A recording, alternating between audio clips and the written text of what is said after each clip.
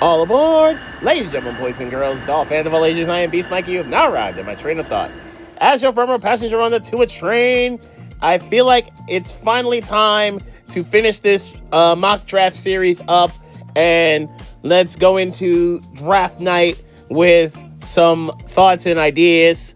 I obviously released the video earlier today. Go check that out on all my social media platforms. But let's get to business with the draft in question. Now, same rule as before. There will be a mock draft with trades and a mock draft without them. I'm going to start with the mock draft without them. This will be my official draft for the Dolphins. I will post it after this. So here's what happened here. I did not expect Will Campbell to fall to 13. The way everything worked out, this was a true luck of the draw situation and a home run type of deal. I sign up for this on 8 days out of the week, and I keep things moving. Will Campbell immediately becomes my left guard, and we move forward that way with zero hesitation. I have no problems with that. Kenneth Grant also was considered at 13, but if you're telling me I can get him at 48, even better. This is a really good defensive tackle draft, and there's not a lot of ways this can get messed up. Campbell, I move forward with at 48.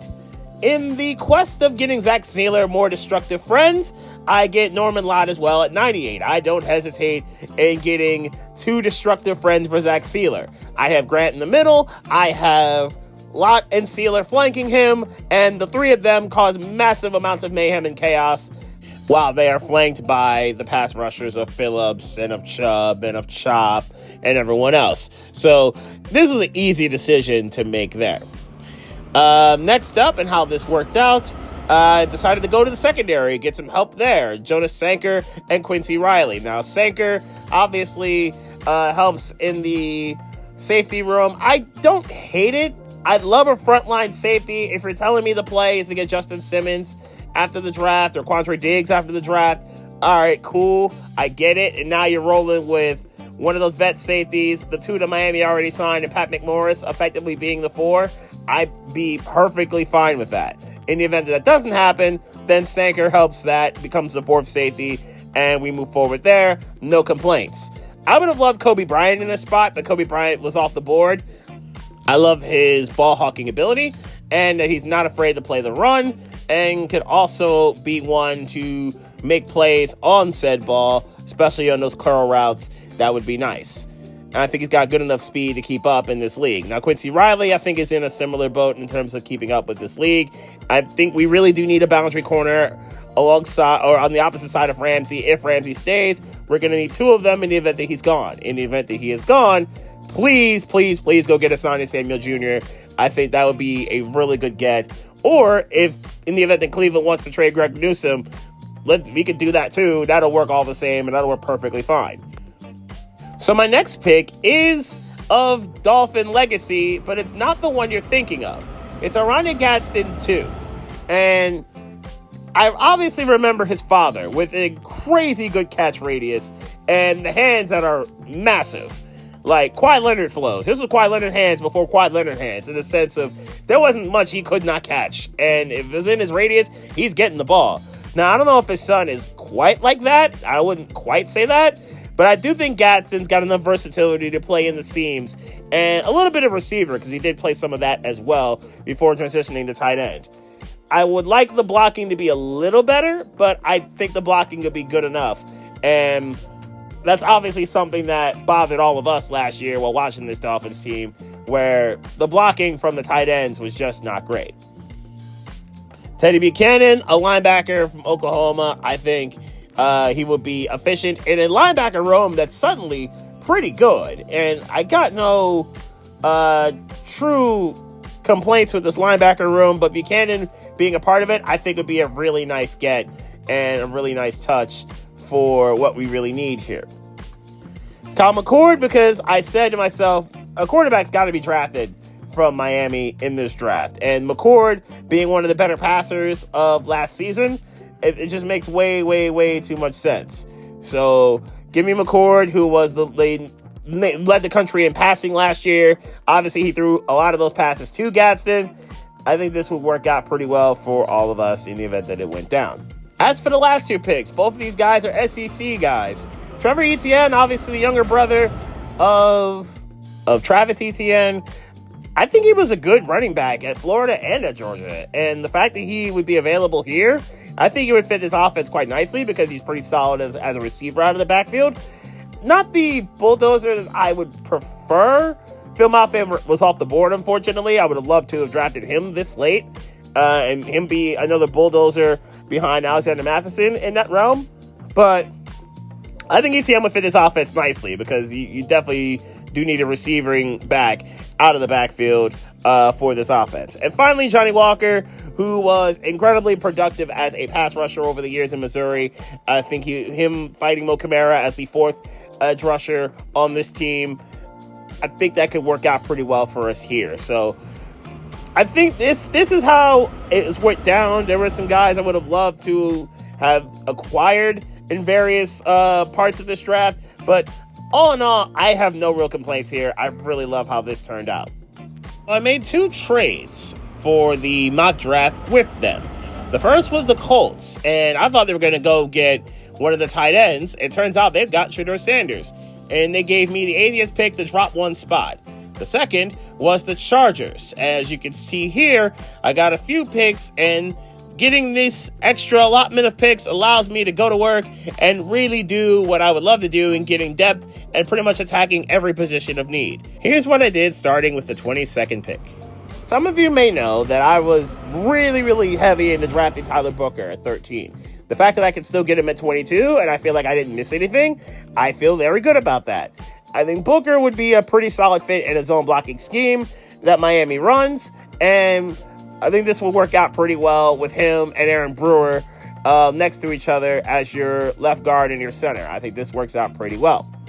Now, I did need to address the cornerback room before getting some friends for Zach Sealer. Zaire Thomas, I think, can certainly address that as a boundary corner. We need one of those in the worst way possible. With or without Ramsey, we're going to need a boundary corner. Again, please go get a Sonny Samuel Jr. I would feel so much better about the secondary with that. But Zaire Thomas, I think, would work out pretty well as a CB2 and maybe even CB1 with the right coaching from Anthony Weaver, who I trust in doing so. Now to get Zach Sealer some friends. First, with that 55th pick, Darius Alexander. I think this was a really good find. I would have liked to have had Kenneth Grant like I did in the previous draft, but Grant didn't fall to me, so this will work out perfectly fine, and Darius Alexander can get that done. He's similar build to Sealer. I would have loved a clog in the middle, like a 330-pound, like 325, 330-pound defensive tackle, kind of clogging the lanes. But I could work with this. He's got good acceleration and athleticism to get into the backfield. I think Alexander can get that done.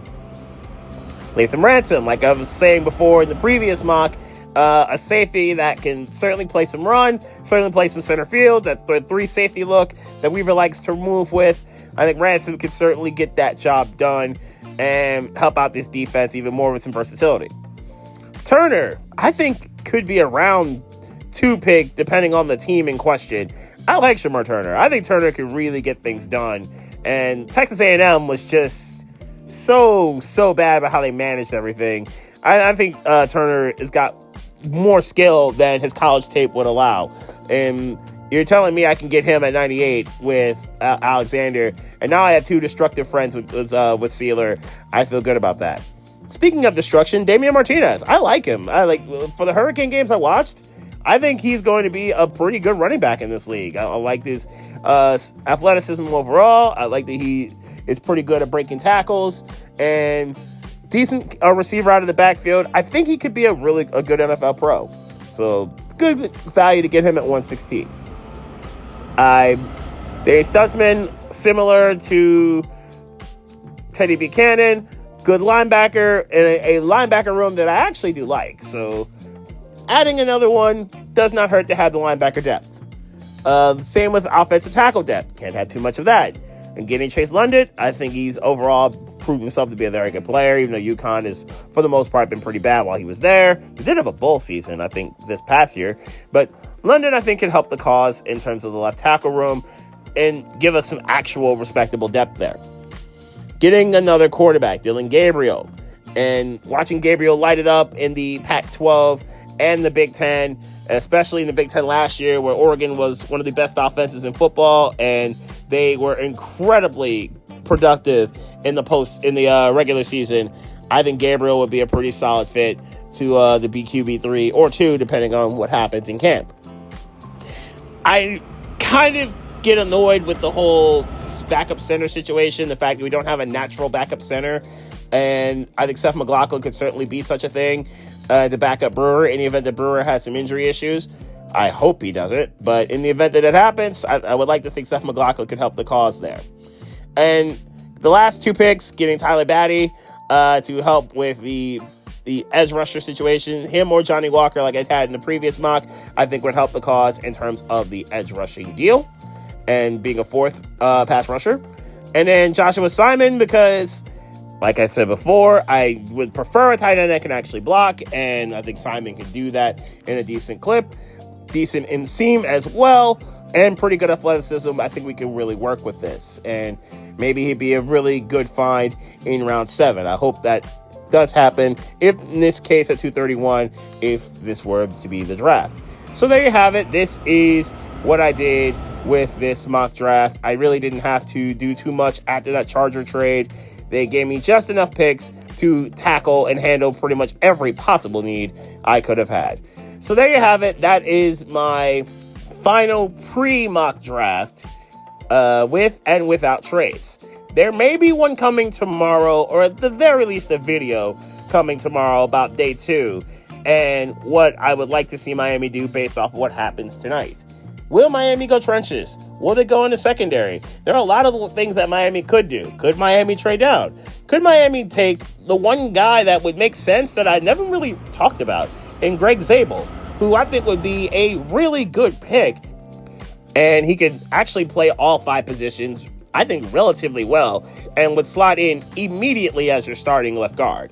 And I think he can move. I've seen him in the zone blocking schemes. He can do well with that. And pass pro, holds his water. He holds his own there. I think he'd be a very effective left guard pretty much from the word rip. Similar in a way, maybe interior-wise, to what Graham Barton would have been last year.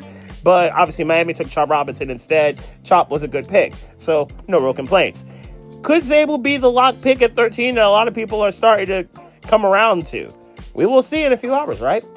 However this goes, my reaction to whatever Miami does tonight will be the first stop of my next train of thought.